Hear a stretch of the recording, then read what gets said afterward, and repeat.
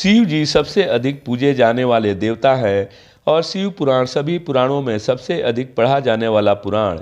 शिव पुराण सुनने से व्यक्ति के सभी पाप नष्ट होते हैं और उसे शिवलोक में स्थान मिलता है। शिव पुराण को हिंदू धर्म का महत्वपूर्ण ग्रंथ माना जाता है, इसलिए यह सभी पुराणों में अधिक महत्व रखता है। शिव पुराण में भगवान शिव के अवतारों, उनके रूपों और ज्योतिर्लिंग के बारे में चर्चा की गई है। हिंदू धर्म में 18 पुराण हैं, लेकिन शिव पुराण सबसे अधिक पढ़ा जाने वाला पुराण है। कहा जाता है शिव पुराण को सुनने मात्र से व्यक्ति के समस्त पाप कर्म नष्ट हो जाते हैं और इससे शिवलोक में स्थान मिलता है। शिव पुराण के दूसरे अध्याय में इस संदर्भ में कथा है जो कि देवराज से जुड़ी है। आइए जानते हैं इस कथा के बारे में। शिव पुराण सुनने मात्र से देवराज को मिला शिवलोक। प्राचीन काल में एक नगर में देवराज नाम का एक ब्राह्मण रहता था। वह बहुत ही दुष्ट और वैदिक धर्म से विमुख था। वह किसी प्रकार का कोई धार्मिक कार्य भी नहीं करता और हमेशा धन अर्जित करने में ही लगा रहता था। वह सभी के साथ छल करता था और धोखा देता था। उसने कमाए हुए धन को कभी भी धर्म के काम में नहीं लगाया। एक दिन वह घूमते हुए प्रयाग पहुंच गया और वहां उसने बहुत सारे साधु महात्माओं को देखा जो शिवालय में ठहरे हुए थे।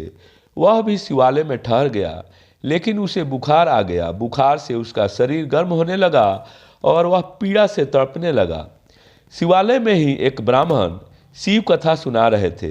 बुखार से तपते हुए देवराज भी ब्राह्मण के मुख से शिव कथा सुन रहा था, लेकिन 1 महीने के बाद बुखार के कारण उसका शरीर इतना पीड़ित हो गया कि उसकी मृत्यु हो गई। मृत्यु के बाद जब जमराज के जमदूत उसे पासे में बांधकर बलपूर्वक जमलोक ले गए, तब शिवलोक से शिव के पार्षद गण भी पहुंच गए। उनके हाथ में त्रिशूल था और शरीर में भस्म लगी थी। उन्होंने बड़ी बड़ी रुद्राक्ष की मालाएं पहन रखी थी। शिव के पार्षदगण क्रोध में यमपुरी में गए और जमराज के दूतों को मार पीट कर धमकाया और देवराज को उनके चंगुल से छुड़ाकर यमपुरी से कैलाश पर्वत ले गए। कैलाश पहुंचकर पार्षद गणों ने देवराज को भगवान शिव को सौंप दिया। इस तरह से शिव पुराण सुनने मात्र से अधर्मी देवराज को भी शिवलोक की प्राप्ति हुई।